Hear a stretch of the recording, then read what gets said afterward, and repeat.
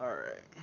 So hopefully should come up pretty soon. You might have to refresh since you already had it opened up. You just gave me an advertisement, so yeah, I just immediately went live. Okay. Just let me know when you see the screen. We'll start going through it. Hopefully it's got the right thing out. Yep. So you said one thing you like struggle with is when to push. Is there any other things besides that like you struggle with, like in top lane, that you know right off the bat you want to be looking for? Um, I'm not gonna say like I have any problems like with necessarily trading, but like like I'm usually not too bad about trading, but it's just like when I should be farming, when I should look to actually trade. Like if I have a bigger minion wave, I should definitely look to trade. But like in the early levels, like level 1, like when the first like wave meets, and throughout that without taking too much damage, that putting myself in a disadvantage because I took too much damage early, so I'm giving up complete lane pressure for most of the laning phase then. Okay. Yeah, it can be obviously like in a Gnar matchup that's definitely abundant since he has the range on you when you're Shen, but believe you play it pretty well. So I'm gonna start this up actually. I'm just gonna mute sound, but uh, yeah, he's not playing like he should probably be playing pretty aggressive here with his Q and everything, and like Mm-hmm. right there using your Q, like even though it doesn't end up going punished, like it does a little bit here, because right there, if you had been able to use your Q for the shield, you would have taken less damage. But that's pretty nitpicky. You still used your Q to get some of the minions. And sometimes too, though, don't be afraid with trading early because of that minion damage that he'll take from auto attacking you. Mm-hmm. So yeah, I like what you're doing here. You're staying with your minions, so if he's trying to trade with you, he's taking minion aggro, and you're not playing two up. You're backing up when he's trying to go forward, which is pretty much what you have to do in the Gnar into any melee matchup. And it's not really happening right here, but one thing I did notice, and I can point it out more when it happens, like not to be as afraid of Mega Gnar when it comes up, since like Mega Gnar does give him more, like a little bit more health and a little more AD, but because it takes away like his range and some of his kiteability, it can actually be sometimes better as a melee to trade into his Mega Gnar. Mm-hmm. Yeah, there's not a whole lot to say on right here. You're just trying to, like you said, take the least amount of damage you can and keep your farm levels as close as you can. I think one thing that'll help too, like if you really find like you're just really getting bullied in these kind of lanes, like that's just a huge mistake by him, and that's a really good taunt by you to grab him while he's under the tower. Um, but don't be afraid sometimes to give up CS when you're in the laning phase in like the really early, because going down like 5 to 6 CS in like the very early game will be like they'll hurt, but it definitely won't lose you a lane. Mm-hmm. Yeah. Actually, I did the same matchup last night into a Gnar, and actually, I've been started running a triple rejuve, single pot, whatever. I've been enjoying that a lot more than I have the Doran shield. Okay. Yeah, I don't have a whole lot of experience on Shen, so I can't say for sure which one is like 100% better. It probably comes down to a lot of like what you prefer. Mm-hmm. And yeah, this is a point where, I mean, it's kind of hard to do since I think he uses his TP here to get back to. Yeah, he just used his TP to get back to lane. But you're just trying to shove out so you can get out of this lane without staying for too long, I think, after you've got a kill on him. Yeah.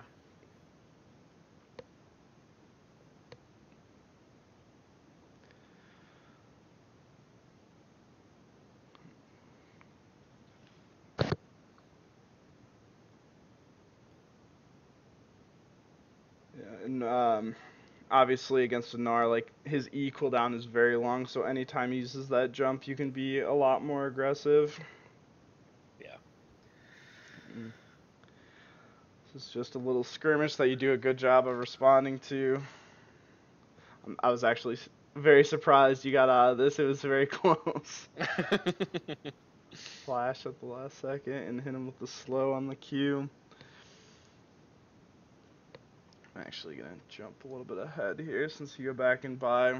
I do really like the Ninja Tab you buy though, since obviously Gnar is pretty much all auto attacks. Yeah. I was trying to see. And see, you can see how, like right now, his wave has shoved into you after you pushed it all the way into his tower. Like, so that just kind of reiterates, like, whenever you push a wave into his tower, that mean, and they, like, meet in the middle again, most likely, if he's still in lane, it's going to slow push back to you. So anytime you can get a wave, like, into the other person's tower, it's usually a pretty good time to get it backing off. Yeah, I usually watch a lot of Solar Nocturne. That's where I learned a lot about wave management, but I just not very good at Gotcha. executing it. Yeah, Some, I am in a very similar boat. I've watched a lot of solo renekton only, and sometimes it can be like you know how to wave management in it, but like it can be it's a very patient game wave management because man, it can really you can mess it up really fast. yeah, and I'm playing a champ with all single target damage, so it's hard to really try to shove wave. Yep. Yeah. Like right there, I probably wouldn't have even like backed off a whole lot on him. He's half health. You've got red buff up, and yeah, you kind of go back in on him. Get a nice taunt off. Force him to waste his ult. Yeah, at this point you're just so much stronger than him. He can't really do a whole lot of damage to you. You have so many ways to block his like damage with your W. Shen can be really oppressive when he gets ahead. Yeah, it's just so hard to execute in solo queue. Yep. Yeah, which is why I do like Shen, but at the same time I feel like sometimes even when I get ahead I don't always win games because you have to play around your teammates more. Yeah. So I'm trying to pick up a few more champs I can play in solo queue. I do like playing Shin because it's a more of a safer pick. If you get a losing matchup, you can generally just kind of play back and play pretty safe. Mm-hmm. I'm trying to look for, I know there was, I think pretty soon here is coming up where, I don't know if there's, yeah, you end up getting the TP off there, but she dies anyways. I'm not sure if you maybe wanted to ult earlier so you could have gotten there, even if she had died under turret, you had been there to help, but I don't think that would have made a huge difference. They got the Yeah. kill on Varus and Rakan got out, so. And like right there, like you can press that advantage right here. This is where I saw it's like you're playing a little timid against him, even though you're really far ahead. Like that Mega Gnar isn't gonna do a whole lot. Like it actually makes him a lot more vulnerable to being stuck in fights that he doesn't want to be. So like right there, he's lower than half health. You've got your Q up. Like he really shouldn't be pressing you for like pushing you behind minions. You should be pushing him back behind minions and challenging his farming. Mm.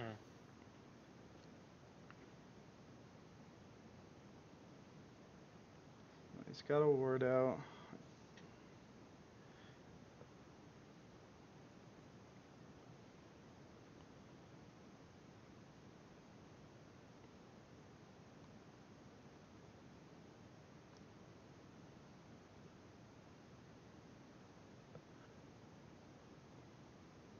Yeah, right here is where I saw that you knew a little bit too, because you actually pull it into the bush, unlike most people would. Keep that four minions there to hold your wave where it is, which is very important against any ranged matchup, because especially Gnar, who like his 3 auto attacks gives him the movement speed and can chunk for so much, like you can end up all of a sudden being in a long lane versus someone who can just chase you down. Yeah. I've been seeing a lot of Nars skip cleaver and go straight into mallet, and it just makes it so much harder. Yeah, it really does. A lot of times he doesn't need that black cleaver early, so it's just worth it for him to get the frozen mallet, and it can be very frustrating.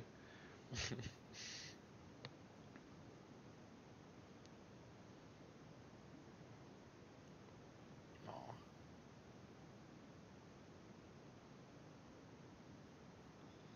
Nice taunt. Got his E out too.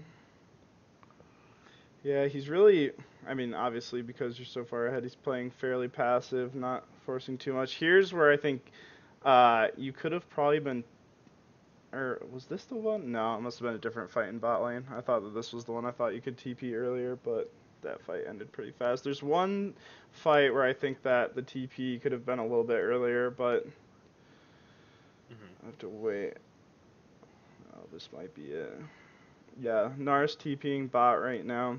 You don't have your ult up, but you do have TP. He's still not forcing it right now. I think he ends up forcing it because I think you're fine right now where you're at. I think it's good to push. He's wasted his TP so far. He's not getting much pressure. But right now, he's pushing your teammates in the bot lane. Hmm. And if you had TP'd like 3 or 4 seconds earlier, maybe even he would have just backed off and nothing would have happened. Or maybe you could have even caught them out there because they were very far behind your minions there for a TP.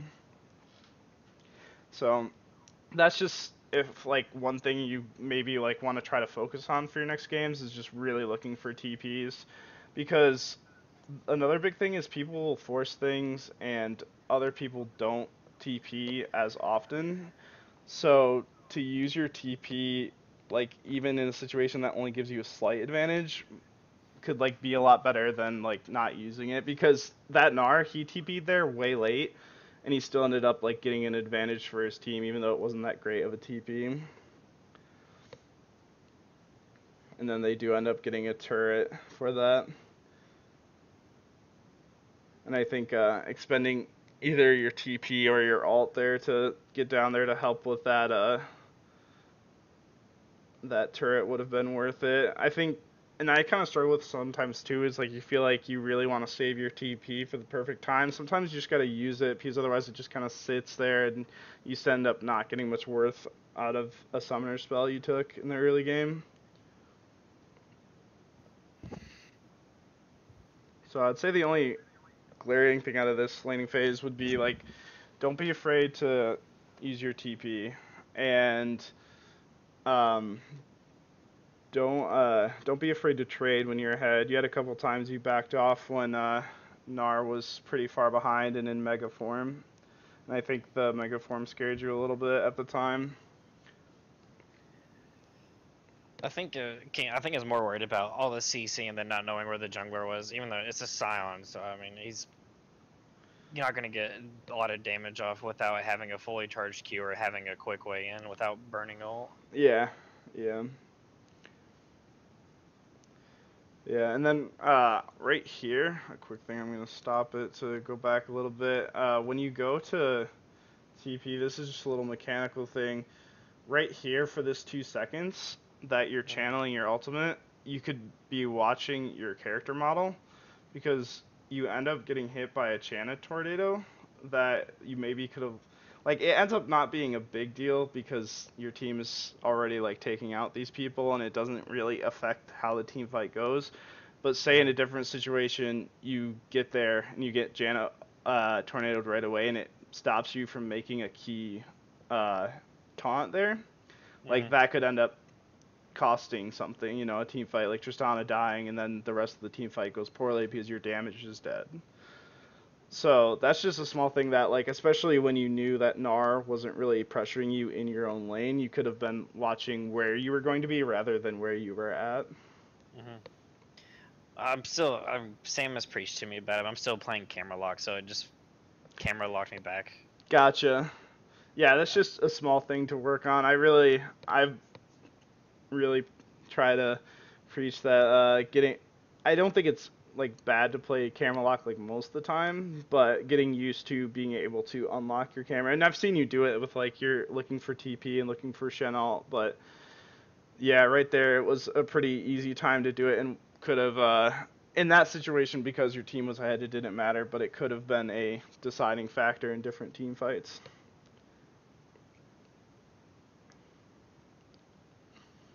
Man, that black cleaver just doing work on you. Yeah. And again, yeah, this Gnar just makes a couple mistakes. And this is kind of a nitpicky thing too. You probably could have flashed to finish him off with your last Q auto attack for the kill since he was one hit, but That's a pretty nitpicky thing that can change. Like that's not a oh I'll implement into my game kind of thing. Yeah.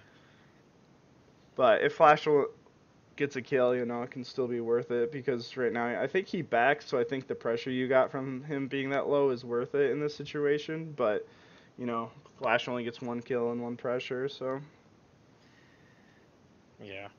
I've been following the Shen Reddit mains, and they've been talking about a lot of stuff, and it's like, well, if don't always remember that 3 ways of minions is worth more than just getting the kill itself. And I've been trying to focus on farming. As I'm at here, where we're at 16 minutes. I have 120 farm, which I know is about 20 shy of where I should be.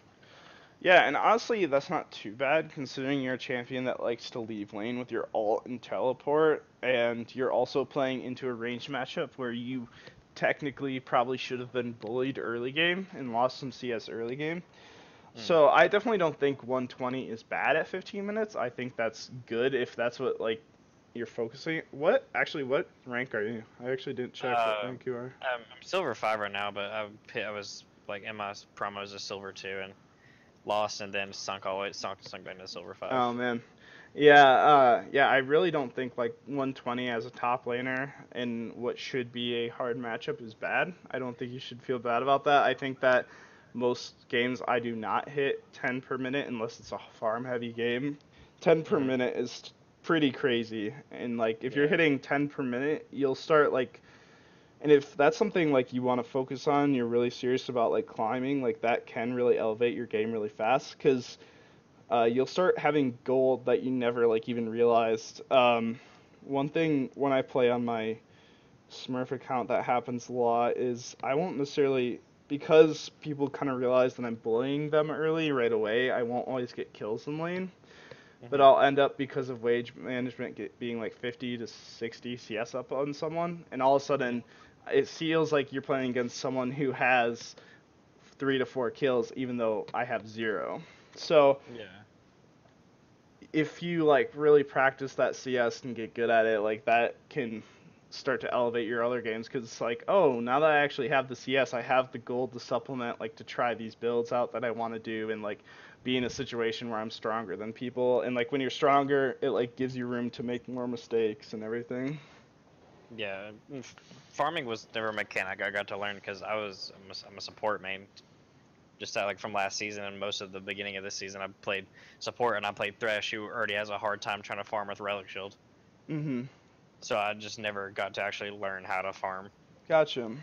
Yeah, so it definitely. And you said you just tried out Jarvan. I think Jarvan is a pretty mechanically he's pretty straightforward. You dump all your abilities on whoever you want to kill, and he has his extra damage on his auto that helps with farming in lane.